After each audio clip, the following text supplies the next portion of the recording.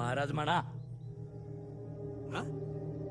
संभाजी महाराज असं म्हणा. हे बघा, तुम्ही ज्यांना महाराज म्हणताय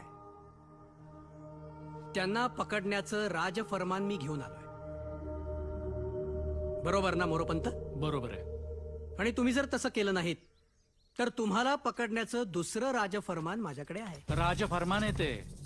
माझी फौज घेऊन माझ्यावरच आलाच रे शेमण्या. हे बघा, तुम्ही संभाजीला अटक करा आणि महाराज म्हणा.